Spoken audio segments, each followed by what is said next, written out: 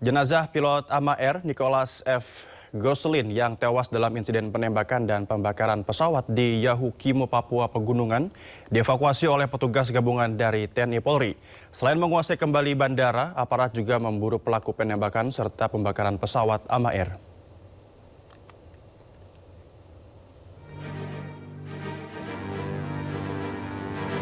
Pasukan Korps TNI Habema menggelar operasi khusus untuk mengamankan Bandara IPDIK. Pengamanan dilakukan agar jalur evakuasi, pengiriman bantuan, dan penerbangan perintis dapat kembali berjalan. Dalam operasi ini, TNI mengerahkan personil dengan dukungan 2 helikopter Karakol.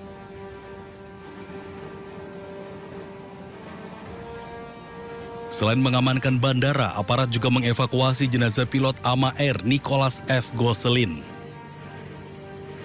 Jenazah kemudian diterbangkan ke Timika dan selanjutnya dijadwalkan dibawa ke Jakarta. Alhamdulillah pada hari ini kami berhasil mengevakuasi jenazah almarhum Kapten Pilot Nicholas F. Gosselin yang kemarin ditembak oleh TPNP BOPM di Yahukimo, tepatnya di kampung di Bandara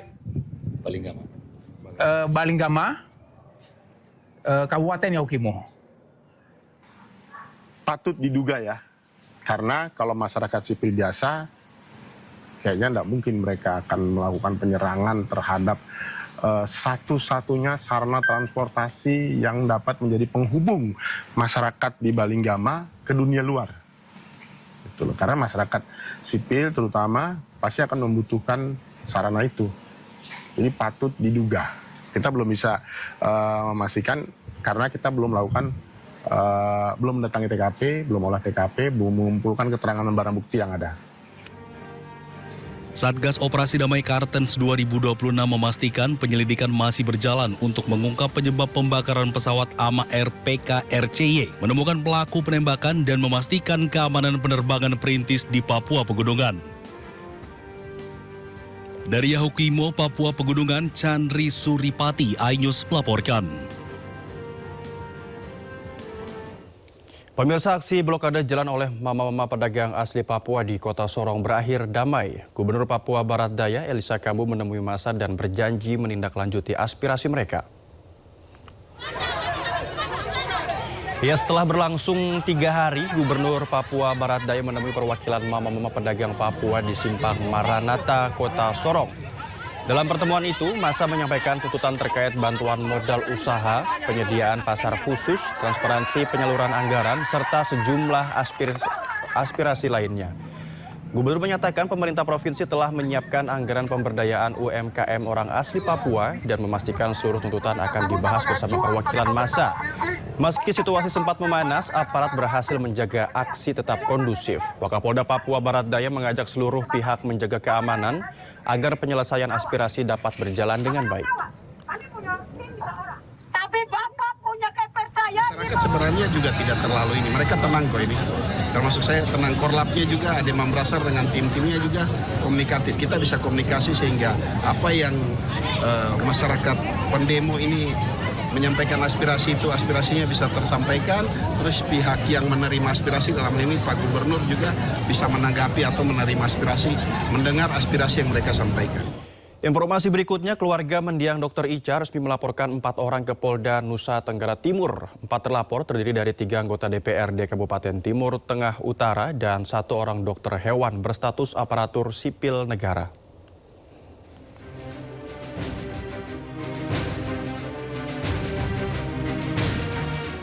Didampingi kuasa hukumnya, keluarga mendiang Dr. Elisa Prinzila Utami Pakhaenoni atau Dr. Ica resmi melaporkan 4 orang ke Polda Nusa Tenggara Timur pada Jumat siang.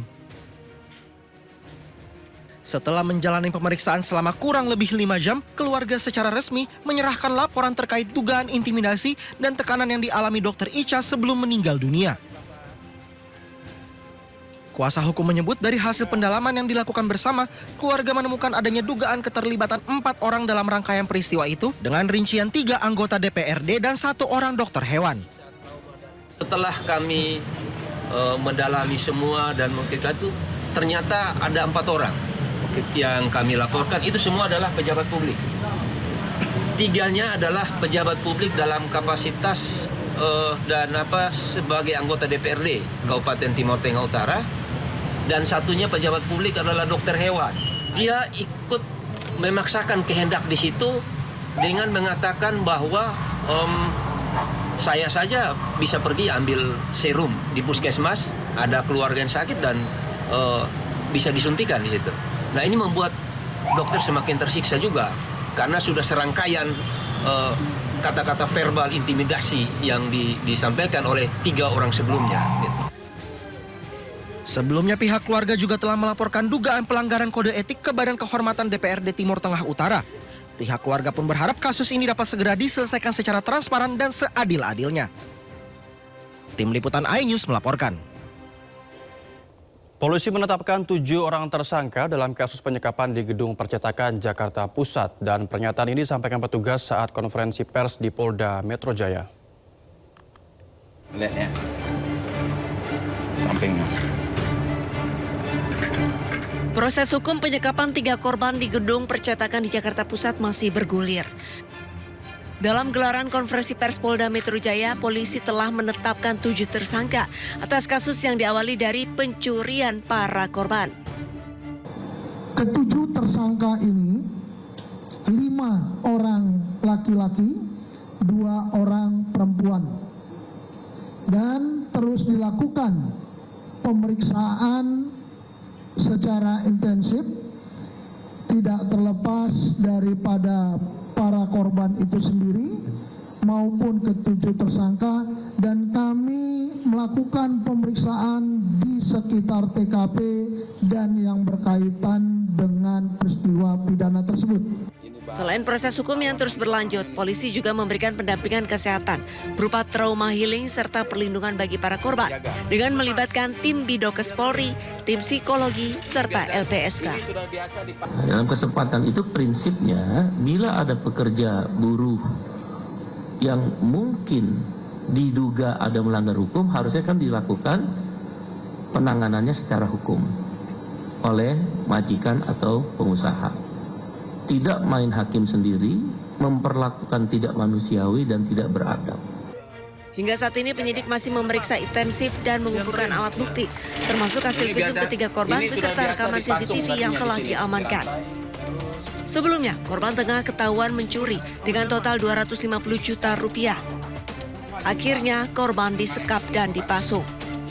Keluarga korban yang sudah memberikan tebusan sebesar 50 juta rupiah, tetapi korban tidak juga dibebaskan. Keluarga korban melaporkan kejadian ke LBH. Tim Liputan iNews melaporkan. Pemirsa, Polda Jabar telah menggelar rekonstruksi kasus dugaan penyekapan dan penganiayaan terhadap seorang perempuan berinisial YT yang dilakukan tersangka Taufik Hidayat. Rekonstruksi menampilkan 21 adegan dengan melibatkan 6 tempat kejadian perkara. Sedikitnya ada 21 adegan pada rekonstruksi kasus dugaan penyekapan dan penganiayaan berat terhadap seorang perempuan berinisial YT yang dilakukan tersangka Taufik Hidayat di Bandung, Jawa Barat. Rekonstruksi melibatkan 6 tempat kejadian perkara dan dihadiri petugas Direktorat PPA Polda Jawa Barat, jaksa penuntut umum, serta kuasa hukum kedua belah pihak. Tersangka memperagakan penyiksaan menggunakan bangku, helm hingga benda tajam. Sementara dugaan kekerasan seksual masih dalam tahap pendalaman polisi. Selain rekonstruksi, penyidik juga telah meminta keterangan tambahan dari korban. Total 25 saksi sudah diperiksa, termasuk korban dan saksi ahli.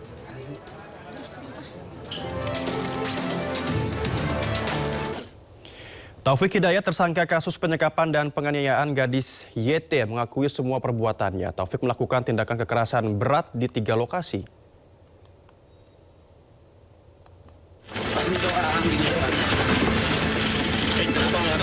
Polda Jawa Barat telah melakukan rekonstruksi 3 dari 6 tempat kejadian perkara kasus penyekapan dan penganiayaan yang dilakukan Taufik Hidayat kepada gadis YT. Polisi menjelaskan terdapat 21 total adegan penganiayaan yang dilakukan tersangka Taufik Hidayat. Direktur PPA dan PPO Polda Jabar Kombes Rumi Untari mengatakan Taufik Hidayat mengakui telah melakukan tindak kekerasan berat kepada gadis YT di TKP 3, 5, dan 6.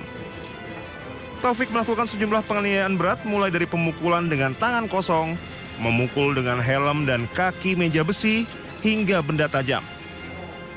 Tadi gelar perkara, rekonstruksi sudah berjalan dengan baik, lancar, dan alhamdulillah tidak ada penolakan dari tersangka, dan tersangka mengakui semua perbuatannya di 6 TKP. Berdasarkan penyidikan polisi, di TKP pertama dan kedua juga terdapat aksi kekerasan. Namun penganiayaan yang dilakukan Taufik terhadap korban masih dalam kategori ringan. Dari Bandung, Jawa Barat, Tim Liputan Anyus melaporkan.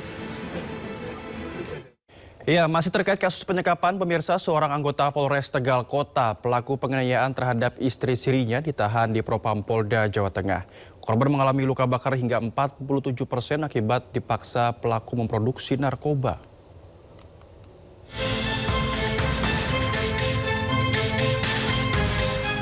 Setelah dilaporkan atas dugaan penganiayaan terhadap istri sirinya, Aibtu N, anggota Polres Tegal Kota, telah ditahan di Propam Polda Jawa Tengah.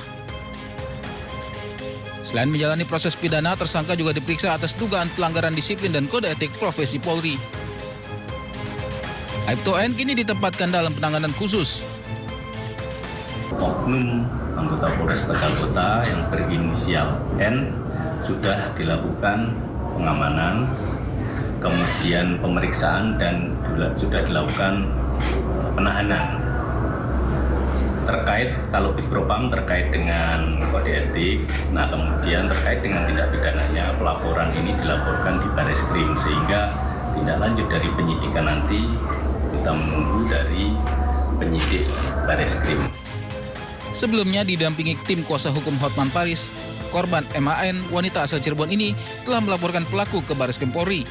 Korban juga telah menjalani visum di Rumah Sakit Polri Kramat Jati, Jakarta Timur.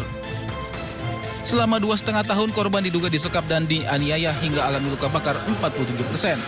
Selain itu, korban juga dicekoki narkoba. Tim Liputan iNews melaporkan. Korban penyiksaan dan penyekapan oleh oknum polisi yang merupakan suami siri, kondisinya sangat memprihatinkan. Korban alami luka bakar hingga 47%, ternyata akibat dipaksa pelaku memproduksi narkoba.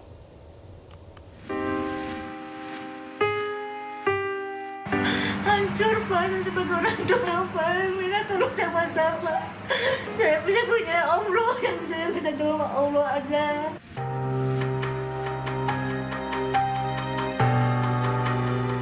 Seorang wanita asal Cirebon, Jawa Barat mengalami luka bakar 47% pada tubuhnya, mulai dari kaki, tangan, hingga ke punggungnya. Luka tersebut didapatkan akibat dipaksa suami sirinya untuk memproduksi obat terlarang pada bulan September tahun lalu. Di bawah tekanan pelaku, ibu satu anak ini terpaksa menyembunyikan fakta yang membuat tubuhnya terluka parah. Bahkan saat mendapat perawatan medis di beberapa rumah sakit, korban berinisial M terpaksa berbohong. Ia mengaku bahwa luka itu akibat terkena siraman air panas. Tak hanya itu, korban kerap diperlakukan dengan penuh kekerasan. Selain dipaksa memproduksi obat terlarang, korban juga kerap dicekoki obat terlarang yang dibuatnya. Ini tangan sama paha. Karena itu yang akibat yang kemarin pas pembuatan sabu itu tuh kena air kerasnya. Disiram atau disengaja atau enggak sih? Pas pembuatan kan itunya ada api kan, ada api. Nah dianya malahan ke iniin aku. Siram. Iya, jadi aku apa kayak gitu kan. Nah apinya kan ke iniin, dianya malahan ke aku. Awalnya beliau juga ngomong ke pihak keluarga aku karena motor ya, kebakaran motor kayak gitu. Nah kalau aku bilangnya karena gas, karena kena kompor gas di rumah sakitnya tuh. Tapi dari pihak rumah sakit juga ini tuh bukan luka bakar kayak gitu tuh. Orang tua korban merasa sakit hati melihat kondisi anaknya penuh luka yang cukup parah. Hancur Pak, saya sebagai orang tua Pak, minta tolong sama-sama. Saya punya Allah yang saya minta tolong Allah. Korban menderita luka bakar hampir di setengah badannya. Pihak keluarga mengaku baru berani bersuara lantaran takut dan kerap mendapat intervensi dan intimidasi dari terduga pelaku. Maaf ya, seorang ibu juga dengan marah muncul, Mas. Saya marah dong. Nggak ada habisnya, kalau udah diomongin saya nggak bisa, Mas. Sakit, Mas. Mending badan digebukin, Mas. Hati sakit nggak bisa, Mas. Badan saya digebukin sakit sebentar, kalau hati nggak bisa, Mas. Seorang ibu, Mas. Anak saya lahir bayi masih suci, bersih. Nggak tahu udah gini sama orangnya, Mas. Sementara itu korban bersama tim kuasa hukum sudah melaporkan pelaku ke SPMB Mabes Polri. Dari Cirebon, Jawa Barat, Mahardika iNews melaporkan. Kita ke informasi selanjutnya, pemirsa. Seorang oknum perwira polisi diduga mengintimidasi pedagang buah di Pasar Induk Kramat Jati, Jakarta Timur. Aksi diterekam kamera ponsel warga dan viral di media sosial.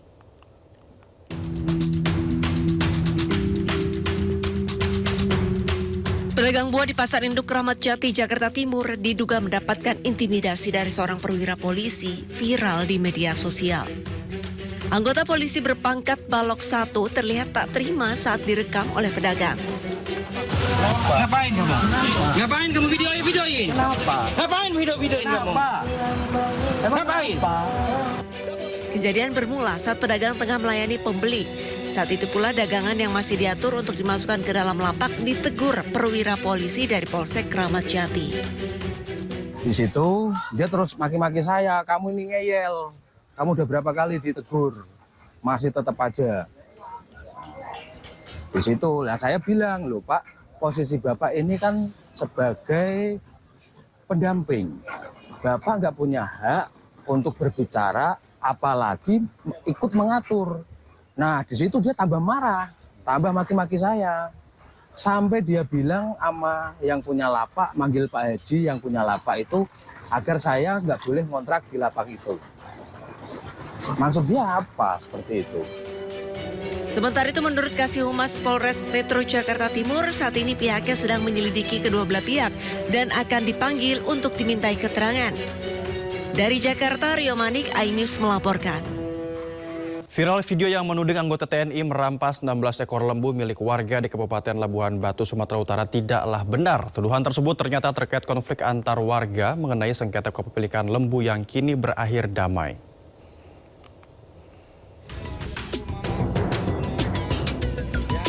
Beredar postingan di media sosial yang jadi viral dengan narasi menyebutkan 16 ekor lembu milik seorang wanita di Desa Saisiarti, Kecamatan Panai Tengah, Kabupaten Labuhan Batu, Sumatera Utara, diduga dirampas oleh oknum aparat TNI sebanyak 1 kompi. Hal tersebut ternyata terkait cekcok antar dua warga mengenai sengketa kepemilikan lembu dengan narasi melibatkan anggota Kodim 0209 Labuhan Batu. Setelah menimbulkan kekisruhan, kedua pihak yang berselisih akhirnya sepakat saling mencabut laporan dan mengakhiri permasalahan melalui mediasi yang digelar di Mapolres Labuhan Batu. Kedua pihak juga memohon maaf kepada jajaran TNI dan Kodim 0209 Labuhan Batu atas kegaduhan yang muncul karena video yang viral. Berterima kasih kepada Bapak Dandim 2029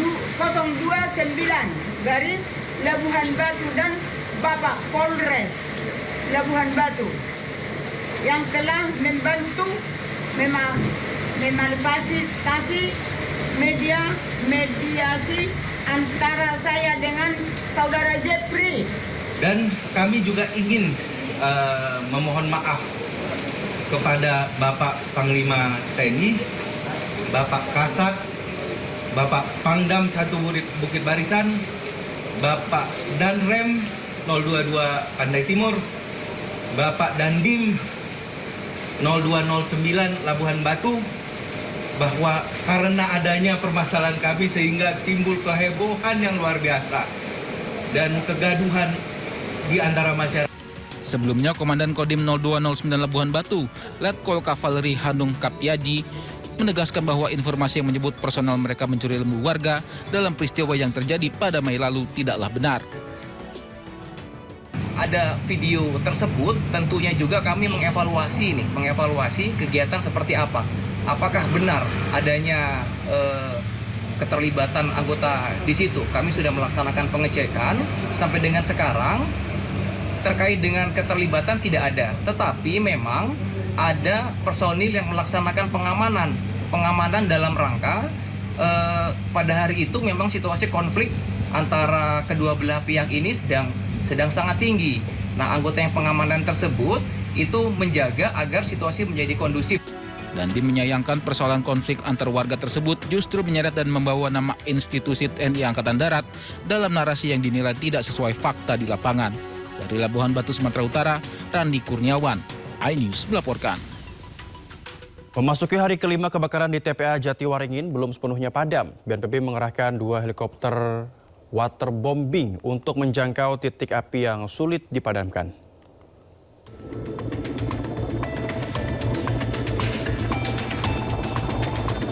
Dua unit helikopter waterbombing milik BNPB mulai melakukan penyiraman dari udara di kawasan TPA Jatiwaringin, Kabupaten Tangerang, Banten. Kedua helikopter tersebut sebelumnya diperbantukan untuk penanganan kebakaran hutan dan lahan di Sumatera Selatan dan Jambi. Operasi udara dilakukan lantaran sejumlah titik api berada di puncak tumpukan sampah sehingga sulit dijangkau armada pemadam di darat. BNPB menyatakan pemadaman akan terus dilakukan secara terukur, baik melalui jalur darat maupun udara, hingga seluruh titik api berhasil dikendalikan. Sebelumnya, kebakaran hebat terjadi di lahan TPA Jatiwaringin sejak Selasa 30 Juni pukul 12.30 waktu Indonesia bagian Barat.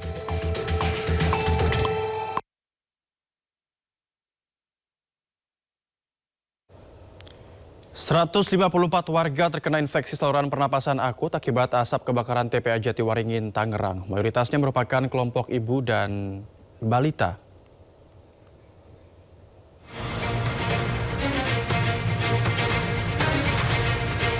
Dinas Kesehatan Kabupaten Tangerang, Banten melaporkan sebanyak 154 warga di wilayahnya tersebut terkena gejala infeksi saluran pernapasan akut yang diduga akibat dampak asap kebakaran di tempat pembuangan akhir Jatiwaringin Mauk.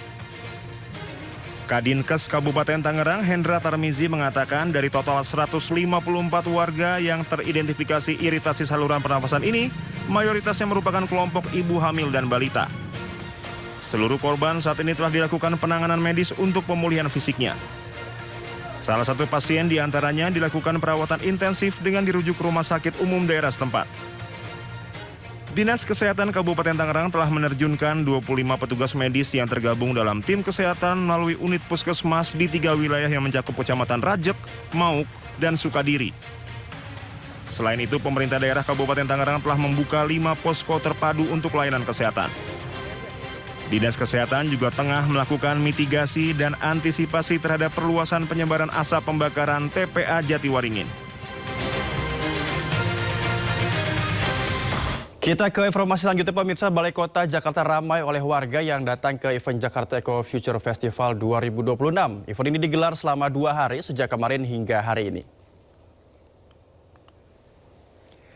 Dalam acara ini, masyarakat bisa mengikuti berbagai program edukasi lingkungan, mulai dari pengelolaan wadah kosong, daur ulang plastik, pembuatan pupuk organik, hingga mengenal budidaya maggot sebagai pengurai sampah organik. Salah satu booth yang menarik adalah mesin penukar botol plastik menjadi saldo uang digital. Warga cukup memasukkan botol plastik bekas yang bersih dan kering ke dalam mesin, yang kemudian akan dihitung menjadi poin yang dapat ditukarkan ke rekening atau dompet digital. Masyarakat UMKM Jakarta bisa memanfaatkan sampah plastik yang sudah kami daur ulang di pabrik kami buat dijadikan produk-produk merchandise atau recycling produk. Artinya apa? Masyarakat dapat 3 manfaat. Manfaat ekonomi, manfaat sosial, dan lingkungan. Dan ibu-ibu bapak ini bisa cairin sampah yang terkumpul itu, poinnya bisa di-redeem buat bisa beli sembako, telur, minyak goreng, dan lain-lain. Dan semua orang happy. Jadi again, ngomongin instruksi gubernur, perlu ada insentif, perlu ada uang yang diberikan agar masyarakat melek mau milah sampah. Sehingga apa? Sehingga kesadaran atau awareness bisa dilakukan dari diri sendiri. Cuma bawa bekas minum yang di rumah, terus lihat acara ini, jadi pengen ikutan kan lumayan ya. Sampah di rumah bisa berguna jadi sesuatu yang ya bisa buat jajan lagi di sini. Dikumpulin dari mana aja Bu sampahnya Ibu? Sementara sih dari rumah ya, Mas, bekas minum, bekas makan kita gitu. Terus selama ini kan kalau gede-gede gini sayang ya gitu loh. Jadi pas kebetulan di rumah ada dan kita lihat ada acara ini, terus kita coba bawa, kita coba mau tuker deh di sini gitu. Taman Mini Indonesia Indah masih ramai oleh warga yang menghabiskan libur akhir pekan dan liburan sekolah. Ya, sejak pagi pemirsa, antusiasme masyarakat masih sangat tinggi untuk memilih Taman Mini Indonesia Indah sebagai destinasi wisata favorit keluarga mulai dari anak-anak hingga orang dewasa. Berbagai pertunjukan tari-tarian daerah hingga teater legenda juga ditampilkan di kawasan Taman Budaya. Selain bisa mengunjungi sejumlah anjungan dari seluruh daerah di Indonesia, pengunjung juga bisa menaiki sejumlah wahana seperti gondola atau kereta gantung, kemudian berkeliling dengan menggunakan kendaraan warawiri sepeda listrik. Pemirsa, di tengah maraknya kuliner modern, Pekan Raya Jakarta masih menjadi salah satu tempat untuk menemukan beragam makanan tradisional khas Betawi. Tidak heran banyak pengunjung menyempatkan diri berburu kuliner legendaris saat berkunjung ke PRJ. Nah, kerak telur menjadi salah satu stand yang paling sering didatangi pengunjung, pemirsa.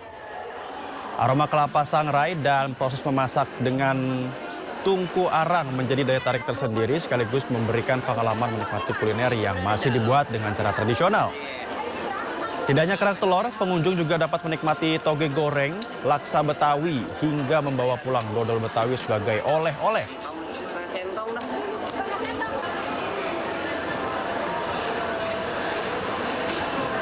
Dan kami akan ajak Anda melihat suasana libur akhir pekan di Jakarta Fair 2026 dan juga di Taman Mini Indonesia Indah, pemirsa. Kita sudah terhubung dengan rekan Stefan Patinama di Jexpo Kemayoran dan Anissa Rizkia di Taman Mini Indonesia Indah. Kita ke PRJ terlebih dahulu. Selamat sore, Stefan. Apa agenda hari ini dan bagaimana keseruan di PRJ sore hari ini? Ya baik, selamat pagi, selamat sore maksud saya Novel dan juga pemirsa. Untuk suasana sendiri pada Sabtu sore ini di akhir pekan ini di kawasan Pekan Raya Jakarta Kemayoran memang ramai, bahkan sangat-sangat ramai kalau bisa saya bilang ya. Dapat saya gambarkan, mungkin kameramen saya Yudi Richard bisa memperlihatkan betapa ramainya kawasan Pekan Raya Jakarta ini, khususnya yang berada di Hall D begitu, yang merupakan hall khusus untuk seputar teknologi dan juga otomotif begitu, seperti telepon genggam ataupun elektronik yang dibekali oleh teknologi terkini begitu. Beginilah suasana yang dapat Anda lihat di Hall D ini. Begitu rapat begitu ya Novel, pengunjung yang memadati PRJ pada Sabtu sore ini. Memang hari ini merupakan akhir pekan begitu. Dan juga jika bisa dibilang ini adalah tanggal muda begitu ya kalau saya bilang, di mana rekening-rekening para masyarakat baru terisi begitu oleh gajinya. Jadi dimanfaatkan untuk pergi berbelanja di area PRJ sambil berjalan-jalan bersama keluarga dan juga menikmati akhir pekan sore ini. Selain berbelanja dan juga berjalan-jalan di kawasan PRJ, para pengunjung juga dapat menikmati suguhan hiburan yang nanti malam akan disuguhkan oleh pengelola atau panitia Pekan Raya Jakarta, yaitu malam nanti adanya malam puncak pemilihan Miss Jakarta Fair 2026.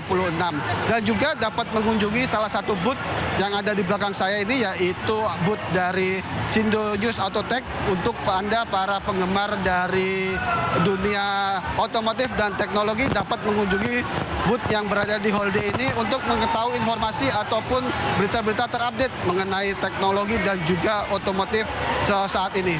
Begitu Novel. Baik Stefan, terima kasih. Tahan dulu. Dari PRJ kita akan beralih ke Taman Mini Indonesia Indah. Di Taman Mini sudah ada Anissa Rizkia yang sudah berada di sana. Anissa, apa aktivitas yang dilakukan para pengunjung di sana?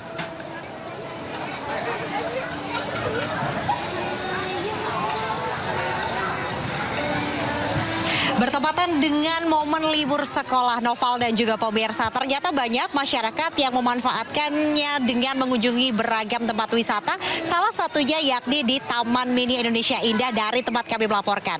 Dan sore hari ini ribuan masyarakat sudah berkumpul di Taman Mini Indonesia Indah untuk menikmati beragam aktivitas seru, salah satunya ini adalah liburan main ke kampung. Karena di sini ada banyak aktivitas seru yang bisa diikuti oleh anak-anak, salah satunya ada kebun jagung yang dibuat sama persis begitu ya. Dilihat di layar televisi Anda, ini anak-anak bisa menanam jagung, kemudian nanti memetiknya seolah-olah mereka menjadi petani begitu, dan langsung dibawa menuju ke proses memasak. Nanti bisa dipetik, kemudian dibawa menjadi sebuah popcorn yang bisa langsung dinikmati oleh anak-anak. Menarik sekali. Tak hanya itu, ternyata di sini juga ada taman bermain. Kemudian anak-anak bisa menggambar face painting seperti adiknya yang ini. Dia menggunakan tema buah-buahan begitu ya di wajahnya digambar, dan tentunya ini menarik perhatian bagi masyarakat yang membawa anak-anaknya karena mungkin bingung begitu ya aktivitas apa kira-kira untuk mengisi waktu liburan mereka. Dan tak hanya itu, di sebelah kanan saya ini juga ramai sekali anak-anak yang bermain beragam mainan yang memang ini digunakan untuk anak-anak yang berusia di bawah 12 tahun. Noval dan juga pemirsa, saya akan berbincang dengan salah satu warga di sini. Kakak boleh mendekat ke sini, Kakak? Izin, dengan Kak siapa dan asalnya dari mana ini? Dengan Sekar dari Jakarta Timur. Oke, Kak Sekar, kenapa sih memilih mengajak adik-adiknya untuk berlibur ke Taman Mini Indonesia Indah nih? Sebetulnya karena Taman Mini ini sudah terkenal dari kita kecil ya, kalau dengan beragam interaksinya, rekreasi kreatif dan edukasi pembelajaran untuk anak ya. Sejak saya kecil pun dibawa oleh orang tua saya kemari. Jadi untuk ponakan saya sekarang pun saya membawanya kemari karena di sini apalagi di ajang liburan sekolah ini mereka mendapat banyak nih, seperti sekarang ada perosotan ini hanya ada di ketika weekend dan di ajang liburan sekolah ini saja gitu. Nah, tadi yang paling menarik perhatian spot mana sih yang kira-kira nih memang wajib dikunjungi oleh pemirsa nih kalau berkunjung ke TMII? Yang wajib banget dikunjungi ke Taman Mini ini adalah air mancur Tirta Cerita. Kebetulan itu pada 18.30 ini saya juga baru sampai bareng anak-anak ini pada jam 5 tadi. Khusus untuk nanti nih bentar lagi 1,5 jam lagi bakal ke danau untuk nonton nih drone air mancur Tirta Cerita di danau. Oke. Nah Kakak, untuk tiketnya berapa tadi kenanya? Untuk tiketnya sendiri per orangnya kita kena 35.000. Menurut Kakak worth it nggak sih dengan harga 35.000 kemudian mendapatkan fasilitas yang beragam seperti ini? Menurut saya tentunya 35.000 itu cukup murah ya, apalagi di sini disediakan banyak rekreasi edukasi seperti ini yang terjangkau sekali ya untuk menghabiskan masa liburan anak-anak dengan ceria. Oke, baik. Terima kasih Kakak Sekar atas waktunya. Itu tadi Noval dan juga pemirsa, salah satu warga yang mengajak keponakannya ternyata untuk menikmati liburan di Taman Mini Indonesia Indah. Ternyata nanti malam juga spesialnya, selain ada aktivitas seru di sini, Anda juga bisa nih menyaksikan air mancur Tirta Cerita yang bisa disaksikan. Tentunya ini menjadi sebuah lokasi yang berbeda begitu ya sajiannya dengan hari-hari biasa karena hanya bisa disaksikan pada weekend saja atau di hari Sabtu dan juga Minggu. Untuk sementara saya kembalikan kepada Noval karena saya juga pengen bermain nih di area taman bermain yang ada di TMII ini. Demikian Noval, saya kembali kepada Anda. Oke, selamat berakhir pekan. Terima kasih Adisa atas laporan ini dari TMI dan juga tadi ada Stephen dari PRJ Kemeron Jakarta Pusat. Selamat bertugas kembali. Pemberantasan Korupsi resmi menetapkan Bupati Langkat Syah Afandin sebagai tersangka kasus dugaan suap terkait proyek di Kabupaten Langkat. KPK juga menetapkan satu orang pihak swasta yang juga merupakan tim ses Afandin sebagai tersangka.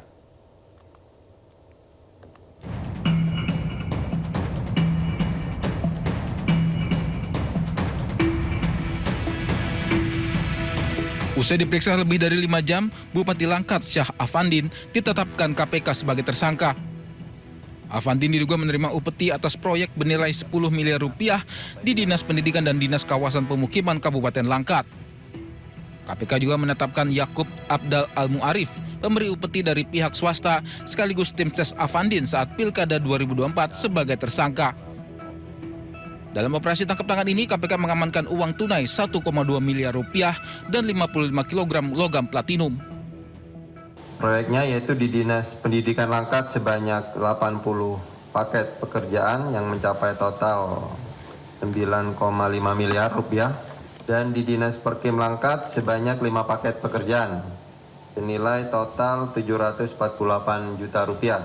Bahwa selanjutnya Saudara SAF selaku Bupati Langkat periode 2025-2030 atas pekerjaan yang diberikan kepada YKBU meminta fee 10% dari setiap proyek di Dinas Pendidikan dan 17% dari proyek di Perkim. Afandin kini ditahan selama 20 hari di Rutan Cabang Gedung Merah Putih KPK. Sementara Yakub dititipkan di Rutan Polresta Medan. Usai penangkapan, penyidik KPK juga menyegel ruang kerja Bupati Langkat dan sejumlah ruangan di Pemkab Langkat. Terkait kasus korupsi ini, total ada 7 orang yang ditangkap di wilayah Langkat, Binjai, dan Medan. Tim Liputan iNews melaporkan. Komisi Pemberantasan Korupsi menetapkan Bupati dan Sekda Kuansing, Kuantan Singingi Riau sebagai tersangka jual beli jabatan Pemkab Kuansing. Bupati Kuansing Suhardiman Ambi diduga menerima suap berupa mobil mewah senilai 2 miliar rupiah untuk memilih Zulkarnain sebagai Sekda.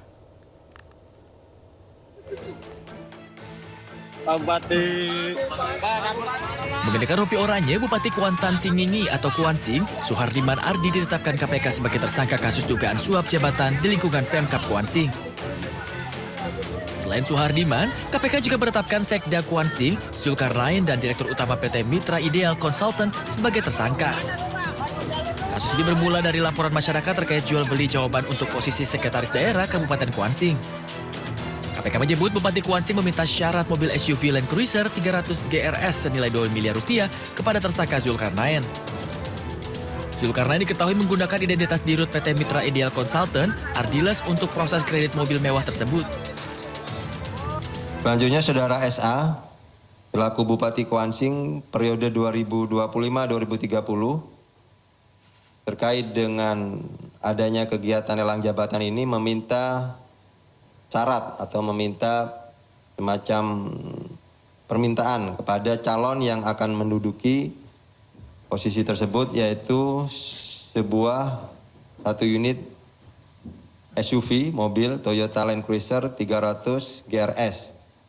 Ini diminta kepada pihak atau calon yang akan mengikuti proses seleksi jabatan Sekda Kabupaten Kuansing. Dalam perjalanan lelangnya, kemudian hanya ZKN yang kemudian menyanggupi permintaan dari Saudara SA. Tersangka Zulkarnain juga pernah memberikan suap mobil Pajero Sport seharga 700 juta rupiah untuk posisi Kepala Dinas PU Kabupaten Kuansing tahun 2021 silam. Dari Jakarta, Kevin Pakan, Ade Supriyatna, iNews melaporkan. Ya, sementara itu, Menteri Kehutanan Raja Juliantode mengakui jika Bupati Kuantan Singingi Suhardiman Ambi sempat memberikan sebuah amplop kepada dirinya. Amplop tersebut diberikan saat Menhut menggelar audiensi dengan Suhardiman. Tanpa mengetahui isi amplop tersebut, ia mengklaim langsung memerintahkan ajudannya untuk mengembalikan amplop. Klarifikasi pertama saya bahwa benar tanggal 2 Juni 2026 ada audiensi Bupati Kuansing di kantor ini. Ini audiensi yang terbuka. Bupatinya mengirim surat resmi, dipublis di media sosial, saya maupun kementerian, dan ada daftar hadir, ada notulensi. Jadi kalau suatu saat pihak KPK memerlukan, atau bahkan kami akan proaktif juga menyerahkan apa yang saya sebutkan tadi. Dalam audiensi itu, ternyata Bapak Bupati Kuansing meninggalkan amplop yang ditutup dengan map. Ya. Dan ketika beliau pergi, saya baru sadar, dan saya langsung meminta ajudan saya untuk mengembalikan amplop tersebut. Saya tidak tahu isinya apa, tapi saya merasa tidak memiliki hak terhadap amplop tersebut. Dan saya minta ajudan saya untuk mengembalikan amplop tersebut. 2 Juni adalah hari Selasa. Saya cuma punya 1 ajudan, saya bilang nanti berangkat hari Jumat. Itu tanggal 5 Juni. Tapi ternyata tidak bisa 5 Juni karena ajudan saya harus tetap menempel pada saya, membantu saya. Karena tanggal 5 Juni itu saya bertemu dengan Jamdatun dalam urusan lain, ya, di Dirjen PHL, bertemu Jamdatun. Akhirnya saya katakan kalau gitu Jumat depan. yaitu tanggal 12 Juni. Hari Kamisnya, tanggal 11 Juni, Pak Sekjen mengeluarkan surat jalan, ya, surat perintah kepada ajudan saya untuk mendatangi Bupati Kuantan Sengingi. Dan saya pribadi menelpon Bapak Kapolda Riau untuk membantu memfasilitasi ajudan saya bertemu dengan Bupati Kuantan Sengingi di Kapolres Kuantan Sengingi. Jadi tanggal 12, teman-teman semua, Jumat, ya, hari Jumat tanggal 12, sekitar 17 hari sebelum terjadi OTT, ajudan saya sudah mengembalikan amplop putih kepada Bupati Kuantan Sengingi. Ada tanda terimanya, ada fotonya. Saya lihatkan kepada teman-teman aslinya. Ini tanda terimanya. Tanggal 12 Juni pukul 14.57. Ya. Awas tuh ya. Ini yang menerima ya, Bapak Dr. Suhardiman Ambi, Bupati Kuantan Sengingi. Ya, pakai matre, ini ajudan saya Bambang Haryadi. 12 Juni pukul 14.57. 17 hari sebelum OTT ya, sebagai tanggung jawab moral saya, tanggung jawab publik saya sebagai pimpinan di sini, kami sudah mengembalikan amplop yang ditinggalkan Bupati ketika audiensi tersebut. Pak, itu dilaporkan ke KPK juga nggak, Pak? Nah, supaya jelas, ini saya fotokopi yang gede buat teman-teman semua ya. Ini sudah ada, ini sudah dikembalikan. Oke. Oke. Fotonya, ini fotonya juga ada. Ini ada fotonya, ini Pak Bupati, ini ajudan saya. Ya. Jadi 12 Juni sekali lagi, 12 Juni, 17 hari sebelum OTT itu, sebagai tanggung jawab moral saya, sebagai Komisi Pemberantasan Korupsi, ya, gratifikasi, saya kembalikan amplop yang saya sebenarnya tidak tahu apa isinya dan saya merasa itu bukan hak saya. 7 orang telah ditetapkan sebagai tersangka korupsi MBG. Yang terakhir adalah polisi aktif berpangkat Brigadir Jenderal. Koordinator Maki, Boyamin Saiman menyebut tersangka korupsi MBG bisa terus bertambah.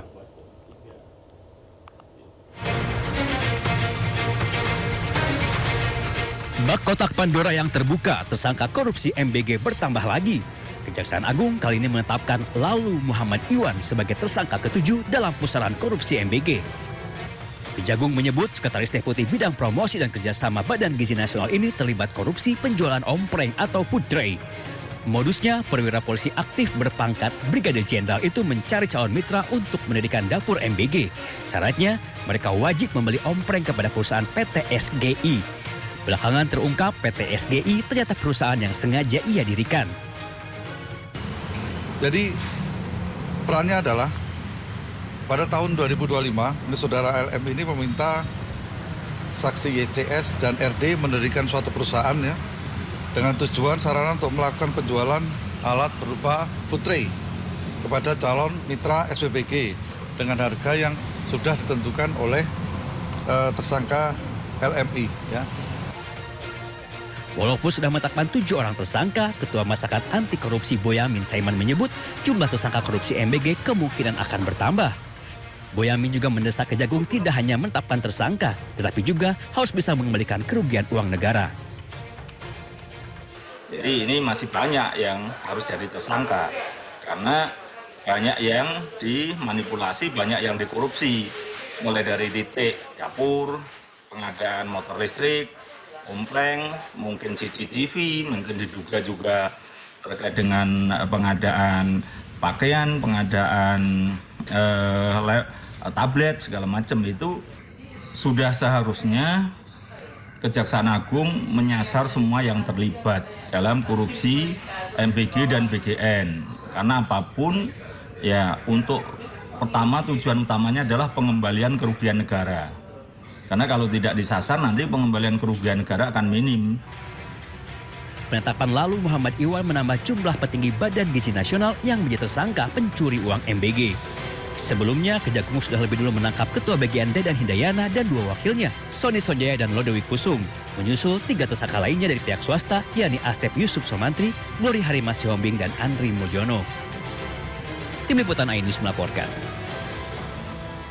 Pemirsa, kita ke informasi selanjutnya. Skandal korupsi program makan bergizi gratis semakin meluas. Dan kali ini seorang polisi aktif berpangkat jenderal ditetapkan Kejaksaan Agung sebagai tersangka korupsi ompreng MBG atau food tray.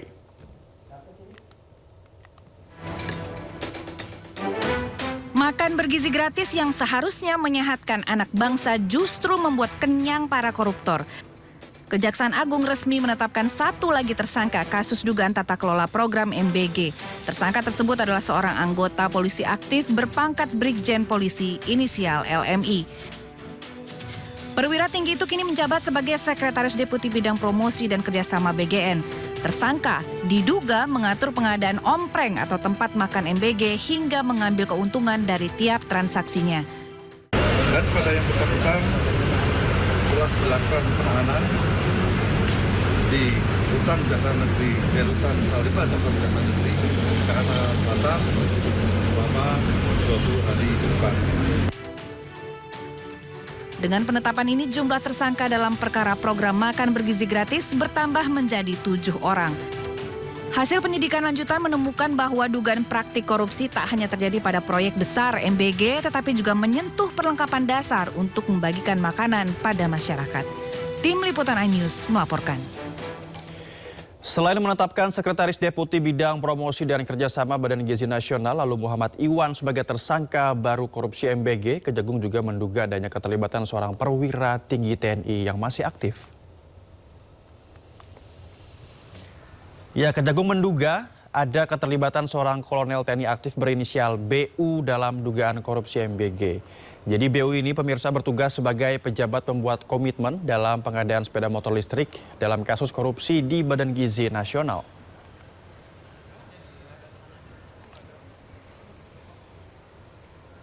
Tindak pidana korupsi tata kelola MBG ini, ya, kami menemukan adanya keterlibatan oknum TNI aktif, ya, di sini, yang menjabat selaku Sekretaris Deputi Bidang Penyediaan dan Penyaluran BGN dan juga selaku pejabat pembuat komitmen atau PPK dalam pengadaan barang jasa, ya, terutama pengadaan sepeda motor di situ, ya. Untuk itu penanganan terhadap oknum tersebut, yaitu saudara BU, itu dilaksanakan secara koneksitas bersama dengan penyidik pada Jaksa Agung Muda Militer, ya. Dilaksanakan secara koneksitas. Jadi perkara itu termasuk sepeda motor, ya, pengadaan sepeda motor itu karena ada keterlibatan oknum TNI aktif, maka penanganannya dilakukan oleh yang sudah berjalan, ya, dilakukan oleh Jaksa Agung Muda Tindak Pidana Militer, ya, untuk saudara BU. Kemudian yang kedua, pada beberapa hari yang lalu, kami menetapkan satu orang tersangka lagi, ya, yaitu saudara LMI. Ini menjabat selaku Kepala Biro Hukum dan Humas BGN itu sampai Maret 2025 dan saat ini selaku Sekretaris Deputi Bidang Promosi dan Kerjasama pada BGN, ya. Jadi perannya adalah pada tahun 2025 ini saudara LM ini meminta saksi YCS dan RD mendirikan suatu perusahaan, ya, dengan tujuan sarana untuk melakukan penjualan alat berupa food tray kepada calon mitra SPBG dengan harga yang sudah ditentukan oleh tersangka LMI, ya.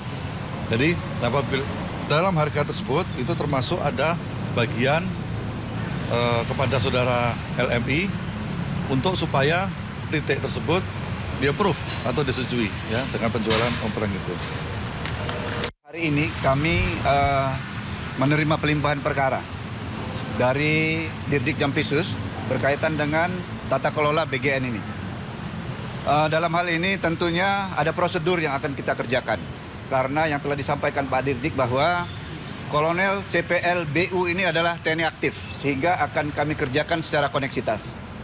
Untuk pengembangan dan selanjutnya tentunya kami akan berkomunikasi terus dengan Direktur Penyidikan, sehingga proses perkara yang akan kami kerjakan secara koneksitas ini bisa berjalan dengan lancar.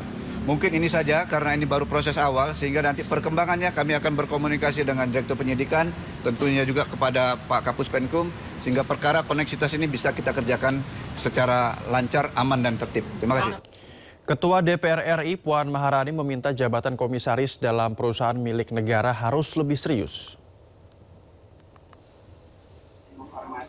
Puan meminta agar calon komisaris bisa dipilih dari kalangan profesional dan berkompeten di bidangnya. Pernyataan Puan ini menanggapi pengangkatan Ginka Febrianti Ginting sebagai komisaris PT Pertamina Retail yang belakangan ramai dibicarakan publik dalam beberapa hari terakhir ini. Tertentu juga dipangkas anggarannya dan terkait dengan pembahasan KMPPKF kan ini masih akan dibahas lagi sesuai dengan mekanismenya. Tanggal 7 Juni nanti akan ada pandangan fraksi-fraksi, jadi mekanismenya masih panjang dan masih akan dibahas di komisi-komisi terkait dengan penetapan komisaris. Tentu saja kami DPR mendorong untuk bisa nantinya ditetapkan orang-orang yang profesional dan kompeten. Dan sebelumnya nama salah satu asisten Raffi Ahmad, Mufli Budiananda, tengah menjadi perbincangan juga di media sosial, pemirsa. Pasalnya Mufli sempat menjadi komisaris PT Krakatau Posko. Mufli Budiananda tercatat sebagai komisaris mendampingi komisaris utama Brigjen TNI Bambang Sudono Sastro Prawiro.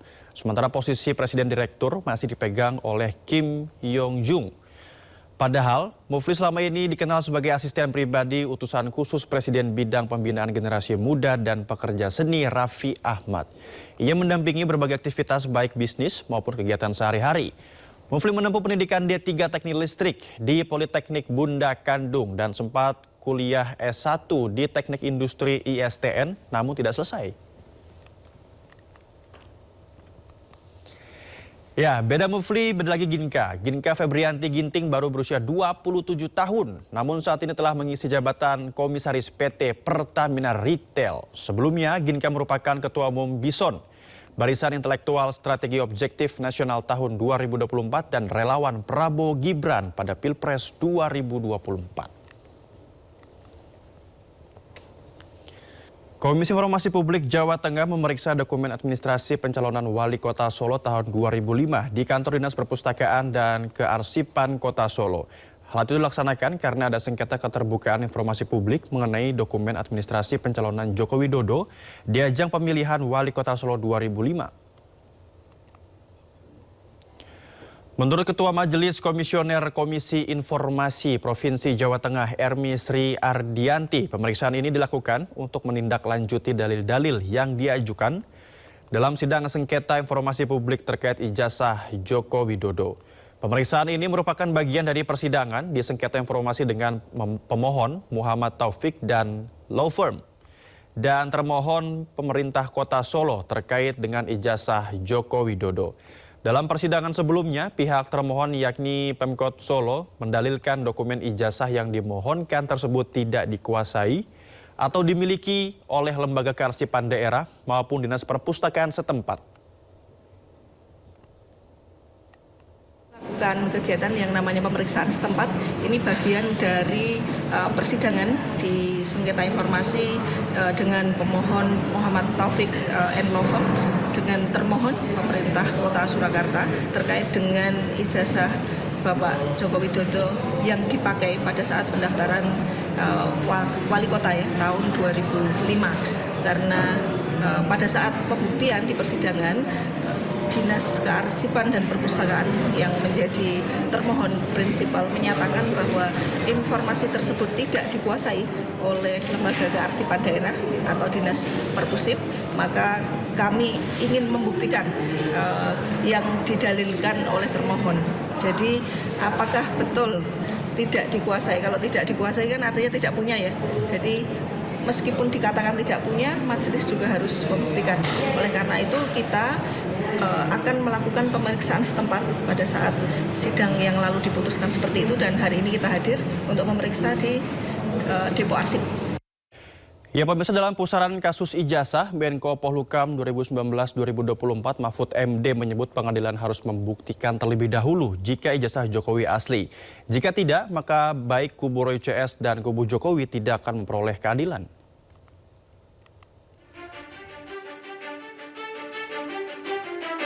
Setelah berbabak-babak, akhirnya kasus fitnah ijazah Jokowi memasuki babak paling genting, yakni sidang peradilan. Tifauziah Tiasuma duduk di balik meja hijau sebagai terdakwa. Kepada hakim, Dr. Tifa berkata, untuk mencari keadilan, ia memilih melanjutkan sidang dibanding berdamai dengan Jokowi. Izin Yang Mulia, pertama saya tidak akan melakukan restoratif justice. Kedua, saya akan melakukan perlawanan. Siap. Ketiga, saya tidak akan menerima plea bargain. Menko Polhukam 2019-2024 Mahfud MD turut menyoroti kasus ijazah palsu dan jalannya persidangan. Menurut Mahfud, untuk mendapatkan keadilan bagi kedua belah pihak, maka ada langkah pertama yang harus dilakukan oleh pengadilan, yakni membuktikan terlebih dahulu keaslian ijazah Jokowi. Ini harus dibuktikan dulu di pengadilan. Kalau tidak ada upaya membuktikan kebenaran ijazah dulu, itu berarti tidak fair karena isu utama jasa. Kalau tidak ada usaha itu tidak boleh masuk ke pasal 35 dan pasal 30 Undang-Undang ITE. Ini benar ya ijazah Jokowi diragukan. Karena kalau begitu, karena diragukan, berarti ini tidak memfitnah. Selain itu, terkait tanda tanya apakah Jokowi sebagai pelapor akan datang ke persidangan atau tidak, Mahfud juga berpandangan jika presiden ke-7 itu tidak wajib hadir, asalkan mampu menunjukkan bukti kuat jika ijazahnya 100% asli.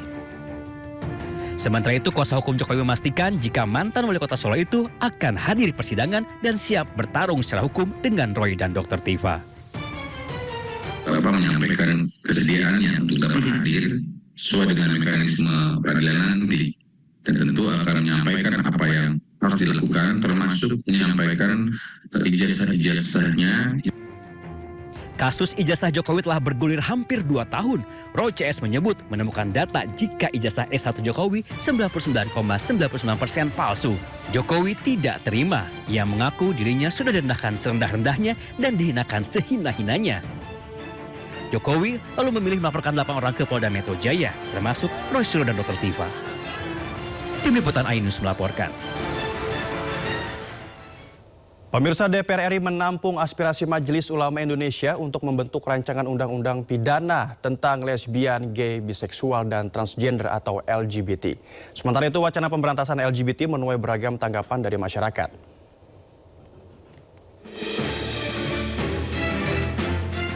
Majelis Ulama Indonesia tengah menggodok naskah akademik dan rancangan undang-undang pidana tentang lesbian, gay, biseksual, dan transgender atau LGBT.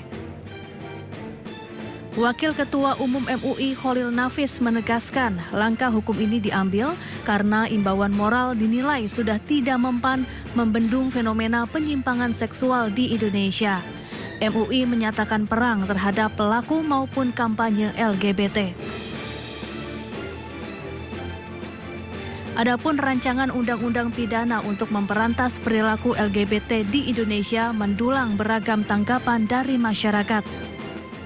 Tanggapan saya sih bagus sih buat kampanye seperti itu, karena kita harus gimana ya, harus menormalisasikan jati diri laki-laki gitu kan, jangan jadi kayak boti gitu. Tapi dengan kampanye yang dilakukan juga caranya? Kalau cara kayak gitu 50-50 lah, setuju, nggak setuju ya. Karena mungkin bisa menyakiti hati orang lain juga. Tapi dengan kampanye yang disuarakan, setuju saya. Jadi bisa masyarakat bisa mengetahui apa dampak dari bot ini juga, dan menjadi integritas kita untuk mengenalkan sebenarnya gender kita itu apa sih. Untuk kampanye berantas boti menurut saya oke ya, since LGBT di Indonesia kan masih belum diperbolehkan ya, masih ilegal. Cuman mungkin caranya kali ya Mas, nggak yang lindas boti atau apa anarkis banget. Cuman mungkin bisa baik-baik atau pengarahan kayak kalau nemu orang yang agak-agak boti bisa mungkin diluruskan atau dibilang baik-baik gitu. Ya, tapi jangan anarkis juga sih. Kan manusia juga ya walaupun boti. Sementara itu DPR telah menampung aspirasi MUI untuk memberantas LGBT dan akan membahasnya. Tim Liputan iNews melaporkan. Kebakaran hutan akibat musim panas ekstrim di Pyrenees Oriental, Prancis menyebabkan ribuan hektar lahan terbakar. Ribuan warga pun dievakuasi ke tempat aman.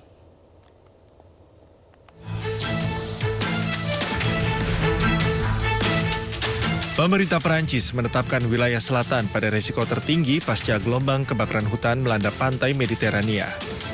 Situasi menunjukkan sejumlah pepohonan serta bangunan hangus terbakar.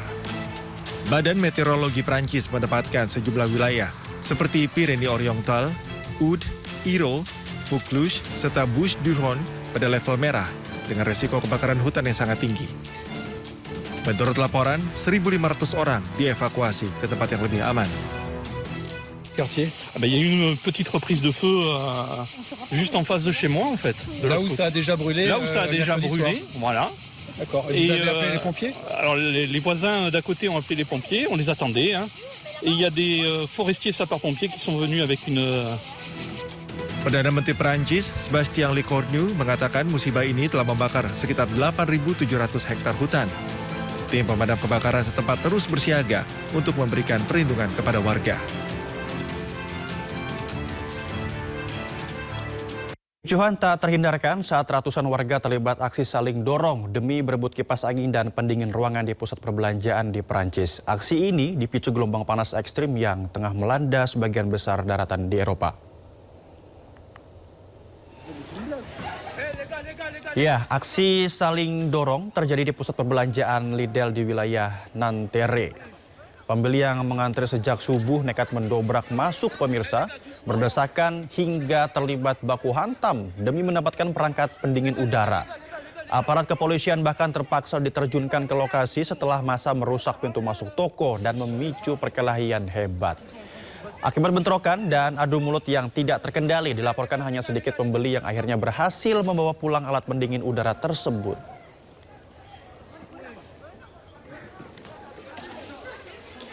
Sejumlah bangunan di Yuncheng, China menyemprotkan air untuk meredam suhu panas ekstrim di wilayah itu.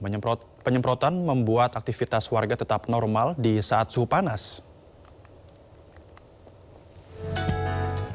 Amerika Serikat tak luput. China menyemprotkan air untuk meredakan suhu di musim panas. Sistem ini beroperasi selama sekitar 10 menit pada siang hari di akhir pekan guna meredakan panas ekstrim. Hal ini terjadi ketika Eropa dilanda gelombang panas dan dianggap tak memiliki teknologi dan infrastruktur untuk menghadapinya. 看到我们小区的这个喷淋系统啊，被很多国外的网友点赞啊，心里还是蛮骄傲的。因为这套系统的话，确实也很少见，在运城这一块。而且的话，对于我们的生活日常的生活的话，也是非常的有意义的。为我们小区点个赞。 Setelah sistem diaktifkan, suhu akan turun secara signifikan yang membuat warga tetap nyaman beraktivitas. Penyiraman dijadwalkan pada pukul 16.30 setiap hari Sabtu dan Minggu. Dan Amerika Serikat tidak luput dari gelombang panas. Warga New York mencari tempat berlindung di pusat-pusat pendingin, air mancur, dan ruang publik ber-AC setelah kota tersebut mencatat hari pertamanya dengan suhu mencapai 37,8 derajat Celcius dalam hampir 14 tahun terakhir. Rekaman video yang diambil pada hari Kamis menunjukkan orang-orang nampak mengunjungi tempat yang bersuhu sejuk dan membeli minuman serta makanan yang segar seperti yogurt beku. Sementara itu, para pedagang kaki lima nampak sibuk menawarkan air es kepada pejalan kaki pemirsa. Dan anak-anak juga tampak asyik bermain di air mancur. Layanan Cuaca Nasional memperingatkan kombinasi panas dan kelembapan yang berbahaya di New York City dapat membuat suhu terasa seperti mencapai 44 derajat Celcius.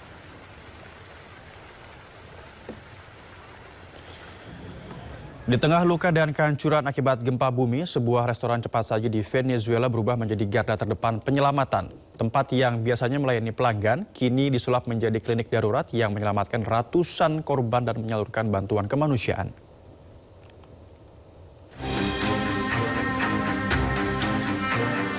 Sebuah restoran cepat saji di Carabaleda, negara bagian La Guaira, Venezuela, disulap menjadi klinik darurat setelah gempa bumi yang mengguncang negara tersebut.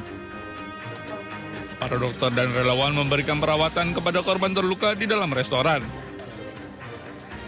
Sementara itu, bagian lain bangunan dimanfaatkan untuk menyimpan obat-obatan, peralatan medis, dan berbagai kebutuhan logistik. Selain berfungsi sebagai klinik darurat, restoran ini juga menjadi pusat pengumpulan dan distribusi bantuan bagi para penyintas gempa. Llegamos a ayudar aquí a Guárico de otros estados del país. Yo vengo de Barquisimeto y vienen muchos de otros estados. Nos reunimos en este punto por simplemente una casualidad que queríamos ayudar a unas personas aquí. Colocamos una pequeña tabla de madera con unos medicamentos y una lona amarrada con unas cuerdas que estaban por aquí mismo y comenzamos un pequeño centro médico. De allí se surgió una eventualidad que uno de los funcionarios estaban lesionados, los atendimos y los mismos funcionarios después que los atendimos nos ayudaron a despejar la zona que estaba por ahí con mucha ropa abandonada y eso, y empezamos a hacer atención médica mejor. Y luego nos dijeron que si podíamos buscarle un lugar más seguro. Y ellos nos dicen que podríamos intentar entrar al McDonald's, que estaba ya saqueado, ya estaba destruido, la parte interna, o sea, saqueado, y nos prestaron el apoyo. Ellos entraron, nos abrieron, grabamos un video pidiéndole disculpas al McDonald's, que estamos entrando de forma pacífica, nos venimos a saquear, el video está totalmente a disposición. Quien lo quiera ver, venimos simplemente a apoyar. Tidak hanya merawat manusia, para relawan juga menyiapkan area khusus untuk menangani hewan-hewan yang menjadi korban bencana. Dengan bantuan pihak berwenang, para relawan berhasil mendirikan pusat pelayanan medis yang kini dioperasikan oleh hampir 100 dokter secara bergantian.